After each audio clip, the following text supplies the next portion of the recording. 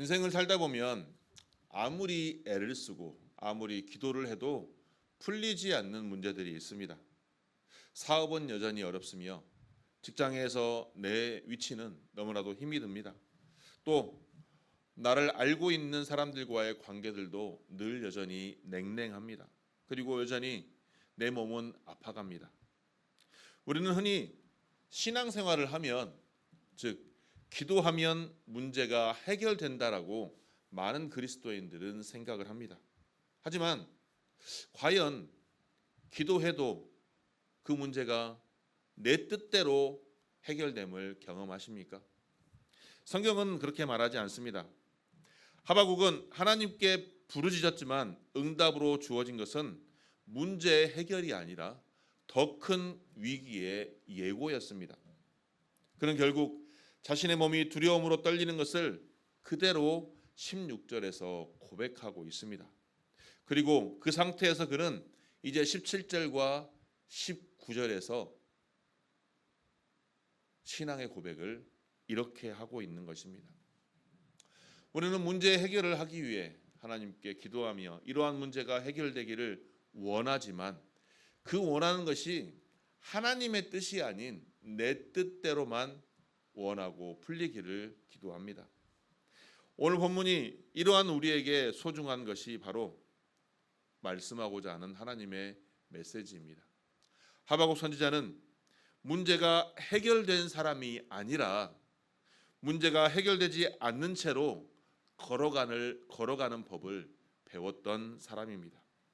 그렇다면 우리의 인생에서 여전히 문제 가운데 있고 그 문제가 늘 산처럼 쌓여 있지만 그럼에도 불구하고 하박국 선지자처럼 믿음의 길을 묵묵하게 걸어갈 수 있는 것은 무엇이겠습니까? 그 첫 번째가 바로 문제 앞에서 정직해지는 것입니다.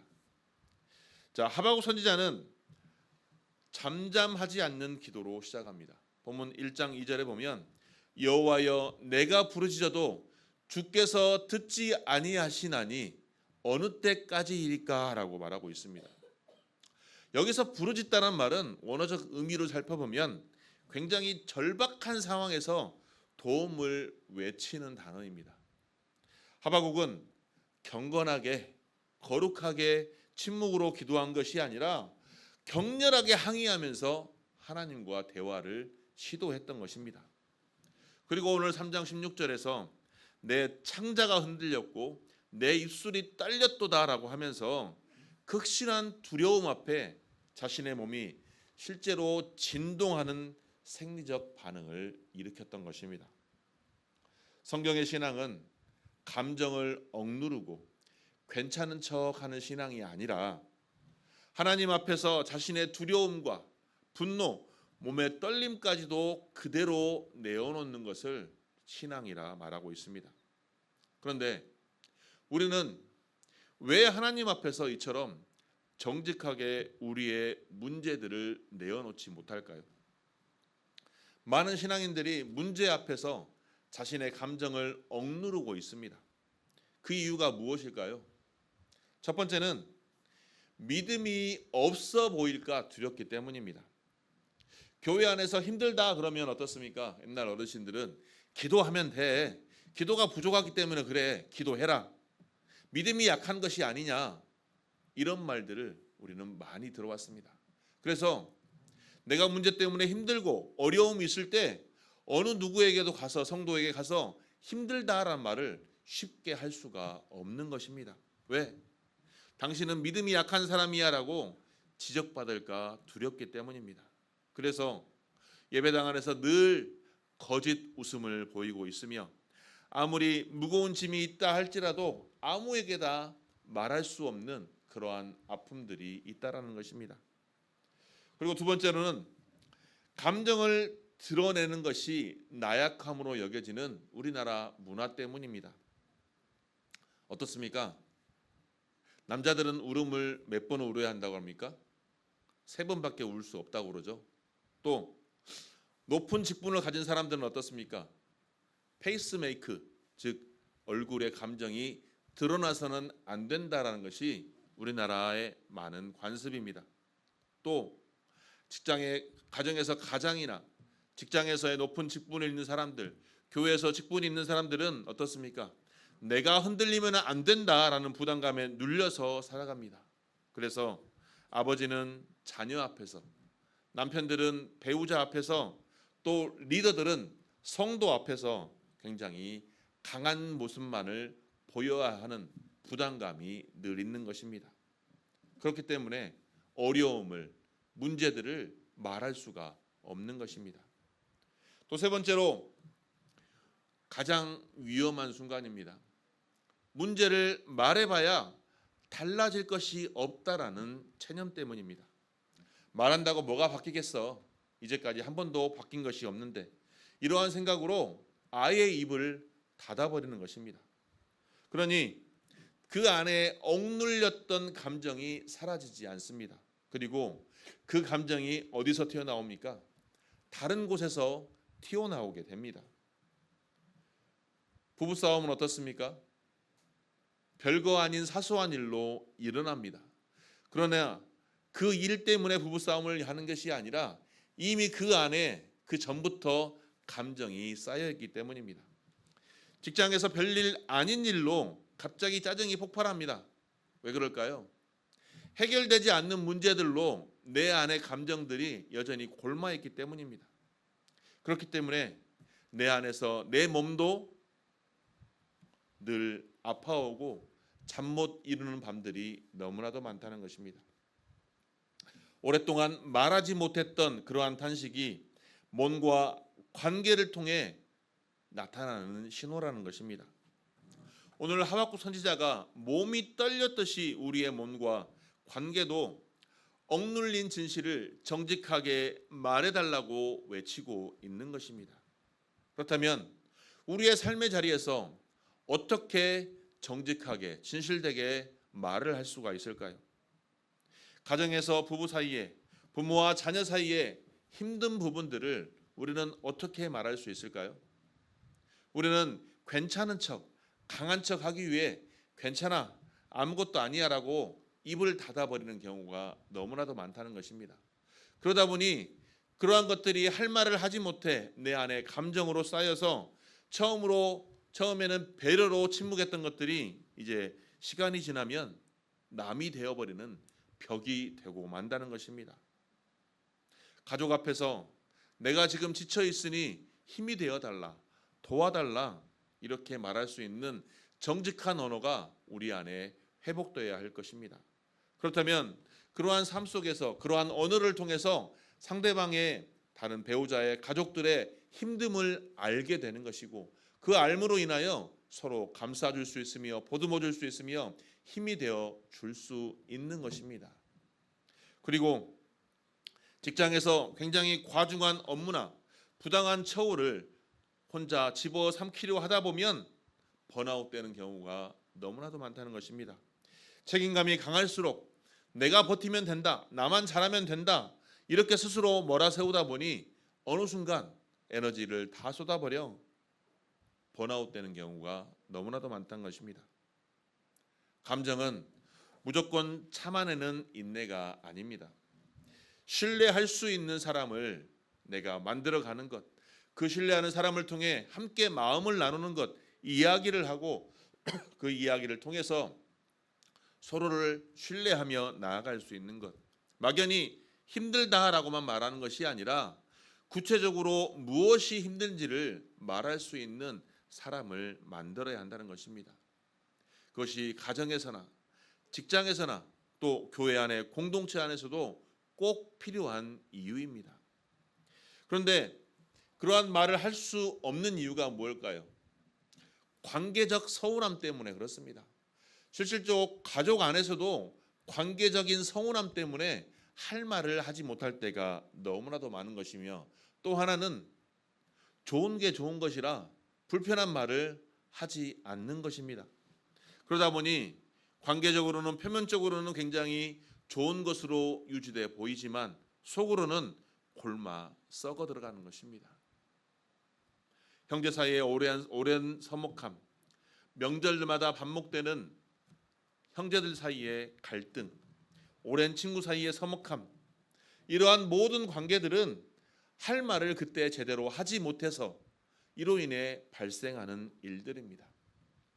마태복음 18장 15절의 원리처럼 문제가 있는 당사자에게 직접 이야기하는 것, 그리고 감정이 격양되지 않는 시점에서 솔직하게 이야기하는 용기가 필요하다는 것입니다. 그런데 이러한 언어를 할 때, 이러한 이야기를 할 때 가장 중요한 것이 있습니다. 그것은 바로 너 때문에라는 이 감정이 들어서는 절대 안 된다는 것입니다.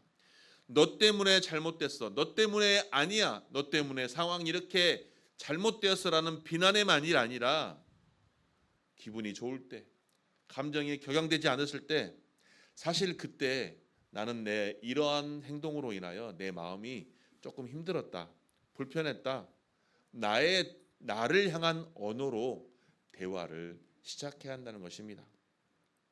정직한 대화는 관계를 깨트리는 것이 아니라 표면적으로 평화 아래 골마있던 그 감정을 실질적으로 치유하는 것입니다. 네가 잘못했기 때문에 너 때문이다라가 아니라 상황이 이래서 내가 많이 불편했다, 우리 함께 서로 잘 해보자, 이러한 대화가 필요하다는 것입니다.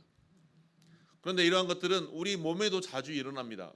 건강의 신호에 이상이 생기면 어떻습니까? 무언가 달라집니다. 그런데 무언가 달라진 몸의 신호를 우리가 그냥 내버려 두면 어떻습니까? 그 후에 심각한 질병으로 넘어갑니다. 특히 정신적으로 너무나도 힘들었을 때 그걸 그냥 방치하게 되면 결국 사회적으로 너무나도 사람들이 많이 앓고 있는 우울병, 우울증, 이러한 것들이 나도 모르게 생길 수가 있다라는 것입니다. 병은 숨기지 말라고 합니다. 여러 군데 알리라고 합니다. 그래서 많은 곳에 조언을 듣고 나에게 가장 맞는 치료법으로 치료하라고 말하고 있는 것입니다. 이처럼 우리의 삶 속에서 내가 말하고 싶은 것을 무조건 다 말하는 것이 아니라 말해야 할 때 말을 할 수 있는 것. 근데 말을 해야 할 때 말을 할 수 있는 것이 그냥 내 뜻대로 내가 하고 싶은 대로 말하는 것이 아니라 하나님께서 원하시는 언어로, 하나님께서 우리에게 베풀어 주신 그 사랑의 언어를 통해 나의 말을 잘 전달했을 때, 내가 정직하게 솔직하게 나의 감정을 터놓았을 때 문제 속에서 내가 헤매는 것이 아니라 그 문제 속에 문제가 해결되지 않을지라도 그 문제 속에서 다시 한번 믿음의 길을 묵묵하게 걸어갈 수 있는 길이 된다는 것입니다. 사랑하는 성도 여러분, 여전히 우리는 문제 앞에서 너무나도 힘든 삶을 살아갑니다. 하지만 그 문제 앞에서 하나님 앞에 정직하시기 바랍니다. 문제를 통해 사람들과의 관계 속에서도 정직하시기 바랍니다.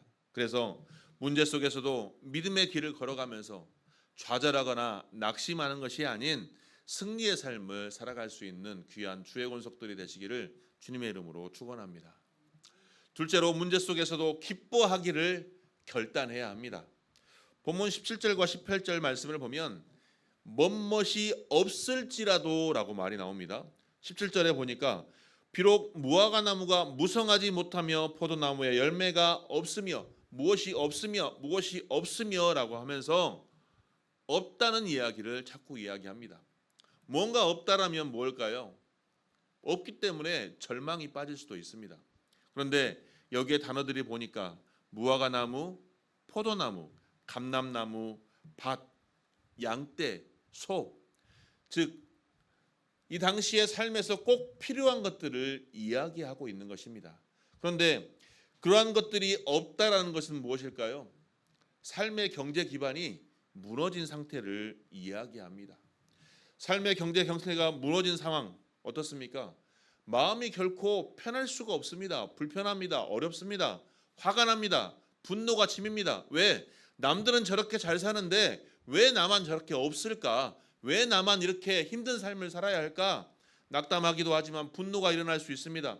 그런데 18절 말씀을 보면 뭐라고 나와 있습니까? 18절 함께 읽겠습니다. 시작. 나는 여호와로 말미암아 즐거워하며 나의 구원의 하나님으로 말미암아 기뻐하리로다. 말미암아 즐거워하며 말미암아 기뻐하리로다라고 말하고 있어요. 무엇을 의미할까요? 말미암아 내가 기쁘다가 아니라 기뻐하리로다. 즉 하나님으로 말미암아 내가 앞으로 계속 기뻐하겠다라는 결단의 의지를 말하고 있는 것입니다. 즉 기쁜 감정은 나의 진술이 아니라 나는 기뻐하기로 선택했다라고 결단의 선언을 이야기하는 것입니다. 하박국 선지자는 상황이 바뀌어서 기뻐하는 것이 아니라 상황과는 무관하게 기뻐하기로 결단했다는 것입니다. 그 기쁨의 근거가 무화과 나무 열매가 아니라 누구입니까? 나의 구원의 하나님이라는 것입니다. 우리는 어떻습니까? 어떨 때 기쁩니까? 나에게 주어진 상황이 좋아져야 기쁘지 않습니까? 우리는 어떻습니까? 우리의 기쁨의 조건, 내 현재 상황이 좋아졌을 때만 기뻐합니다. 월급이 올랐을 때 기쁩니다. 월급이 떨어지면 슬픕니다. 내 몸이 건강하면 기쁩니다. 그러나 건강검진을 받았는데 어딘가 아프다고 나오면 마음이 어떻습니까? 불편해지고 굉장히 힘듭니다. 배우자가 다정하게 굴면 하루가 행복한데 인상을 쓰면 하루 종일 불편합니다. 왜 그럴까요? 이 모든 감정의 변화가 내 마음대로 되지 않기 때문입니다. 내가 아무리 기뻐하고 싶어도 내게 주어진 상황이 힘들면 내 감정은 기뻐할 수가 없는 것입니다. 내 몸의 상태도 내 통장의 잔고도 내 뜻대로 되지 않지만 그럼에도 불구하고 내 감정은 절대 내 뜻대로 되지 않는다는 것입니다. 그래서 하루에도 몇 번씩 우리는 우리의 마음이 롤러코스터를 탑니다. 오르락 내리락 오르락 내리락. 그런데 더 심각한 것은 이렇게 조건에 끌려다니는 삶은 감사와 기쁨을 누릴 수 있는 여유가 없다라는 것입니다. 왜? 이 문제만 해결되면 하나님 내가 감사하겠습니다. 이 문제만 해결되면 내가 정말 기쁘겠습니다라고 늘 고백하고 있습니다. 그래서 상황과 상관없이 오직 하나님 때문에 내가 기쁘고 감사합니다. 이 고백이 나오지 않는 것입니다. 왜? 우리는 우리의 조건을 채우는 그날만을 기다리며 하나님께 감사와 기쁨을 미루고 사는 것입니다. 어떻습니까? 가정에서 배우자나 자녀의 태도가 바뀌기를 기다리며 내 마음의 평안을 기다리고 있습니까? 다른 상대방이 나에게 잘 해주기만을 바라고만 있다면 그 안에서 내가 마음의 기쁨과 감사와 평안을 누릴 수 있을까요? 저 사람이 달라지면 내가 웃을 수 있겠습니다라는 태도는 결코 평생 웃지 못하는 삶을 살아갈 수 있습니다. 상대가 변하지 않아도 내가 기쁘고 감사합니다 고백할 수 있는 조건들을 한번 달아보시기 바랍니다. 그리고 그 조건들을 가족 앞에서 표현해 보시기 바랍니다. 오늘 감사한 일을 한 가지만이라도 이야기하는 것. 말씀을 묵상하다가 갑자기 감사한 일이 막 생겨나기 시작했습니다. 그 중에 하나가 개척했는데 1년 만에 어쨌든 여름 성경학교를 시작할 수 있다는 것에 너무 감사했습니다. 짧지만 아무것도 아니지만 시작할 수 있음이 너무나도 감사했습니다. 여러분의 삶 속에서 이 감사의 일들을 머릿속으로만 생각하지 마시고 다른 사람들에게 선포하며 고백해 보시기 바랍니다. 그 고백하는 시간들을 가족 안에서 또 공동체 안에서 나눌 때 내 삶이 정말 감사와 기쁨이 넘칠 줄 믿습니다. 내 삶에 정말 감사한 일들이 얼마나 많을까요? 지금까지 하나님의 은혜가 아니고서는 여기까지 올 수 없었던 것들이 얼마나 많습니까? 그런데 우리는 이 모든 것들이 너무나도 당연합니다. 직장에서도 그렇습니다. 내가 속한 회사에서, 내가 속한 공동체에서도 감사한 일들이 너무나도 많습니다.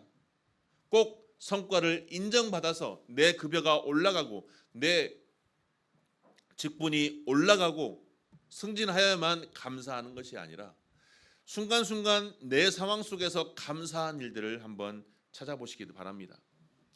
골로새서 3장 23절 보면 무엇을 하든지 마음을 다하여 주께 하듯 하고 사람에게 하듯 하지 말라.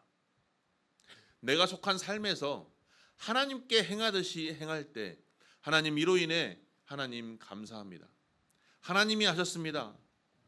내 마음을 내가 스스로 통제할 수 없으니 성령 하나님께서 내 마음까지도 통제하여 주셔서 내가 늘 감사의 사람, 내가 늘 기쁨의 사람이 될 수 있도록 성령님 붙들어 주옵소서라고 늘 아침마다 기도할 수 있는 저와 여러분이 되시길 바랍니다.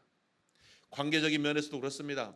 상대방이 나에게 먼저 다가와 손 내밀기 전에 내가 먼저 손 내밀 수 있는 것, 저 사람이 나에게 사과하지 않으면 절대 저 사람에게 마음을 열지 않겠다, 굳게 닫힌 마음으로 살아가는 것은 결국 나를 내 안에 상처 안에 오래 묶어두는 것과 똑같은 것입니다.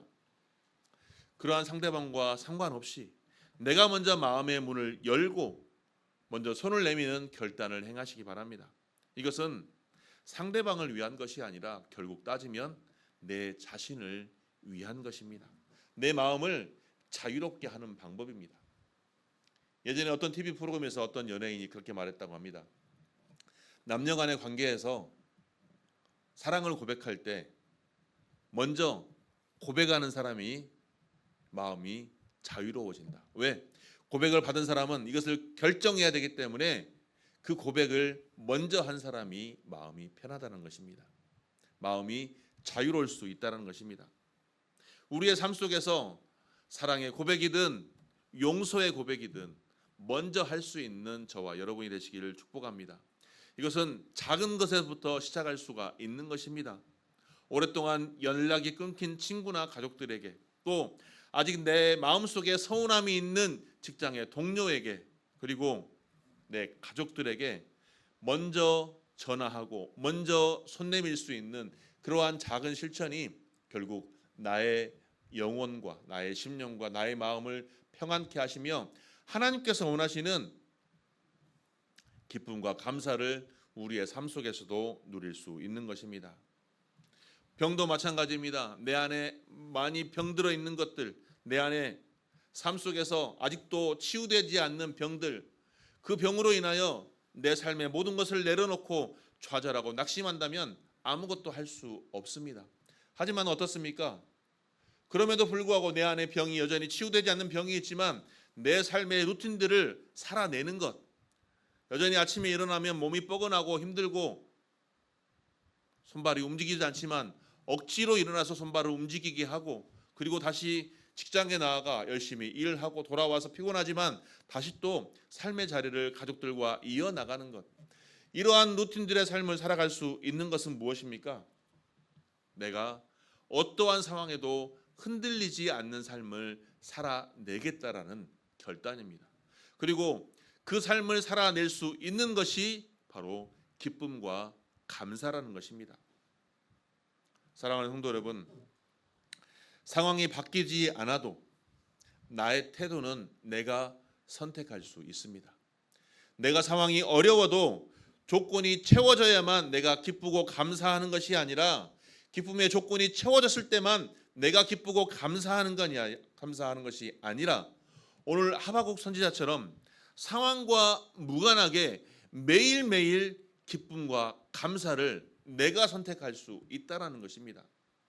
그런데 그마저도 불안하고 그마저도 연약하기 때문에 성령의 도우심을 구하여서 그럼에도 불구하고 내가 하나님 때문에 기쁘고 감사합니다, 이 고백을 입술을 통해 선포하심으로 진정으로 하나님께서 주시는 기쁨과 감사를 내 매일의 삶 속에서 순간순간 누리며 더욱더 하나님께 영광 올려드리는 귀한 주의 권속들이 되시길 주님의 이름으로 축원합니다. 셋째로, 문제가 남은 채로 이제 하나님께 함께 걸어가야 합니다. 19절 말씀에 보면 주 여호와는 나의 힘이시라 나의 발을 사슴과 같게 하사 나를 나의 높은 곳으로 다니게 하시리로다 라고 말하고 있습니다. 여기서 주 여호와는 나의 힘이시라는 힘의 원어적 의미는 바로 군사적 재력, 능력, 이러한 것들을 의미합니다. 자, 하박국 선지자는 자신의 무너지고 있는 재앙 앞에서 하나님이 실질적인 나의 능력의 근원임을 고백하고 있는 것입니다. 그리고 나의 발을 사슴과 같게 하사 나를 높은 곳에 다니게 하시리로다라고 고백하고 있는데, 이는 하나님께서 주시는 힘으로 어떠한 위태한 상황 속에서도 흔들리지 않고 걸어갈 수 있음을 말하고 있는 것입니다. 즉, 이러한 고백이 우리에게 주는 메시지는 무엇일까요? 문제가 사라진 후에 내가 걸어가는 것이 아니라, 문제는 여전히 존재하는 그 자리에 내가 서 있지만 그럼에도 불구하고 여전히 하나님께 향하여 믿음의 길을 걸어간다는 것입니다. 하박국 선지자는 평탄한 길을 약속하는 신앙이 아니라 험한 길을 안정적으로 걸어가는 능력을 구사한 신앙을 가졌습니다. 많은 사람들이 문제가 해결될 때 내 삶을 평안하게 갈아갈 수 있습니다. 그래서 이 일이 끝나면, 빚을 다 갚으면, 관계가 회복되면 그때 내가 하나님께 헌신하겠습니다, 하나님께 믿음의 선지자로 나아가겠습니다라고 말을 합니다. 하지만 우리 인생의 문제가 언제 끝납니까? 하나의 문제가 끝나면 또 다른 문제가 올라옵니다. 문제가 시작되자마자 또 다른 문제가 또 닥칩니다. 어떤 사람은 예상보다 빚을 엄청 오래 갚아야 할 수도 있습니다. 어떤 병은 평생 가지고 있어야 할 수도 있습니다. 또 어떤 삶에서 다른 사람과 관계는 여전히 회복되지 않을 수도 있습니다. 이러한 상황 속에서 이러한 문제가 다 해결되기만 기다린다면 그 문제가 과연 언제 해결되겠습니까? 우리의 인생의 상당 부분을 우리는 여전히 대기 상태로 놓여 있는 것입니다. 우리의 자녀들이 그러한 대기 상태로 머물러 있을까요? 자녀와의 관계 속에서 우리의 자녀의 관계가 해결되지 않을 때, 그리고 단순히 기다리고만 있을 때 우리 자녀들은 흠뻑 훌쩍 자라버립니다. 직장에서의 하루하루가 삶이 무의미하게 지나갈 수가 있습니다. 몸은 여전히 있는데 내 마음은 여전히 다른 곳에 가 있다면 문제는 여전히 문제 속에서 살아가고 있는 것입니다. 형편이 나아지면, 내 삶이 뭔가 좋아지면 그때 하겠다라는 우리의 신앙의 고백은 우리의 삶 속에서 이루어지지 않을 수 있습니다. 문제 해결만을 기다리며 일상의 삶을 유보하지 마시고 문제 속에서도 믿음의 길을 묵묵하게 걸어가시기 바랍니다. 가정 안에서도, 직장 안에서도, 교회 공동체 안에서도 문제는 여전히 계속해서 발생합니다. 하지만 그 문제로 인하여 정작 우리가 바라보아야 될 하나님을 바라보지 못한다면 우리는 여전히 하나님 앞에 질실된 자로 나아갈 수가 없는 것입니다. 느헤미야 선지자는 예루살렘 성벽 재건이라는 거대한 문제 앞에 대적들이 위협이 사라지기만을 기다리지 않았습니다. 한 손엔 무기를 들고 한 손엔 계속 벽돌을 쌓아가며 위협은 존재했지만 그 위협이 사라질 때까지 공사를 멈추지 않았습니다. 내 상황이 안정이 되면, 내가 인정받을 상황이 된다면, 내 가정에서, 내 직장에서, 교회 공동체에서 내가 무언가 상황이 좋아지기만을 기다리는 것이 아니라 그럼에도 불구하고 내가 맡겨진 것을 묵묵하게 해나가며 걸어갈 때 우리는 여전히 하나님께서 원하시는 그 믿음의 신앙의 자리를 지켜낼 수가 있는 것입니다. 아직도 화해가 되지 않는 관계 속에서도, 그 사람들과 관계 속에서 그 관계가 해결되지 않았음에도 불구하고 여전히 내가 먼저 손을 내밀어 악수를 청하며 입을 열어 전화할 때 언젠가는 풀리지 않는 문제 속에서도 하나님의 뜻에서 그 문제 안에서 그 작은 접촉들을 통해 뭔가 이루어지는 일들이 발생할 줄 믿습니다. 우리의 삶 속에서 여전히 해결되지 않는 문제들이 너무나도 많습니다. 하지만 그 삶 속에서 모든 것이 상황이 나아진 후에 걸어가는 것이 아닌 오늘 본문의 사슴의 발처럼 어떠한 상황에서도 그 문제를 떠안은 채도 믿음의 길을 묵묵하게 걸어갈 수 있는 삶, 그것이 바로 그 근원이 바로 주 여호와 하나님이라는 사실을 우리가 고백할 수 있기를 소망합니다. 평탄한 길이 아닐지라도, 험난한 바위산이라도, 우리의 삶의 문제가 사라지지 않는다 할지라도 하나님께서 주시는 힘으로, 하나님께서 주시는 능력으로 결코 흔들리지 않고 걸어갈 수가 있는 것입니다. 사랑하는 성도 여러분, 우리들의 삶 속에서 여전히 우리는 문제가 많습니다. 우리의 삶에서 문제가 해결되지 않는 것들이 너무나도 많습니다. 그리고 삶 속에서 해결되지 않는 문제들을 해결하려고 애쓰고 살아가지만 그럼에도 불구하고 또 다른 문제들이 겹쳐와서 번아웃 되기도 하고 매우 난감할 때가 많습니다. 그러나 오늘 하박국 선지자처럼 우리가 남아있는 이 자리에서 하나님께 나의 모든 문제를 정직하게 아뢰고, 오늘 또 하박국 선지자가 기뻐하기로 결단한 것처럼 나의 삶 속에서 오직 하나님 때문에 내가 기쁩니다, 하나님 때문에 감사합니다 고백할 때 우리는 어떠한 상황에서도 흔들리지 않는 사슴발을 소유하여서 하나님께 나아갈 수가 있는 것입니다. 이처럼 우리가 하나님께 나아갈 때 그 걸음걸음마다 하나님의 인도하심을 의지하며 나아갈 때 하나님께서는 그 문제 속에서도 우리에게 좌절과 실망과 시련이 아닌 오히려 기쁨과 감사와 평안을 누리게 하시며 어떠한 상황에서도 흔들리지 않는 믿음의 길을 걸어갈 수 있도록 인도해 주실 것입니다. 그러므로 사랑하는 성도 여러분, 어떠한 상황에서도 하나님을 의지하고 우리의 믿음이 흔들리지 않는 사슴발이 되어서 하나님께서 원하시는 길로, 내 삶 속에 어떠한 문제가 해결되지 않는다 할지라도 그 문제를 내가 떠안으며 다시 한번 믿음의 길을 묵묵하게 걸어가심으로 온전히 하나님께서 원하시는 승리의 길 속에 축복된 길을 걸어가는 귀한 주의 권속들이 되시기를 주님의 이름으로 축원합니다.